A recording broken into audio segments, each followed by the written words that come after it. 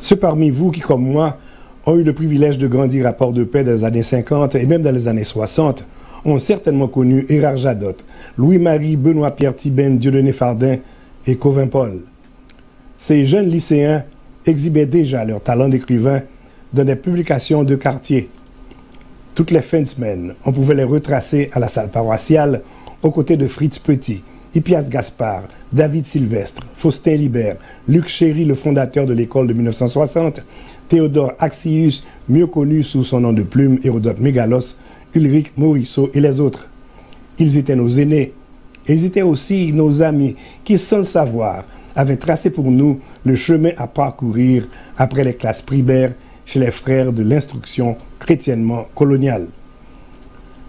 Mais au beau matin du 22 octobre 1957, un régime politique anthropophage s'installe dans le pays. Un mois plus tard, la Constitution fut amendée, le Sénat renvoyé, les anciens candidats aux différents postes politiques envoyés en exil. Plus tard, la maison du docteur Loubeau à Carrefourfeuille fut incendiée par des cagoulards.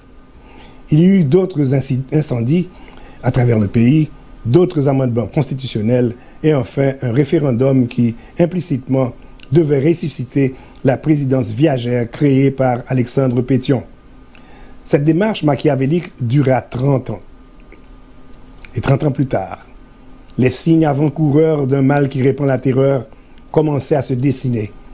Le peuple, une fois de plus, fait face à une réalité qui inquiétait et qui inquiète encore, tout comme autrefois. Allez demander à Érard Jadot, à Louis-Marie Benoît-Pierre Thibène Dieudonné Fardin, à Cauvin-Paul, ce que c'est qu'une dictature. Allez demander à nos professeurs d'histoire, Franck Etienne, Michel Soucard, Ange Lobel et les autres, ce que c'est. Cette fois-ci, le vent doit changer d'air et doit souffler une fois pour toutes dans la bonne direction. Il faut à tout prix et par tous les moyens déchouquer Jovenel Moïse. L'avenir du pays en dépend. Sinon, nous risquons de nous voir confinés dans les sombres cachots d'une dictature. Vous êtes sur Kajou.tv, la station qui fait l'éloge de la différence.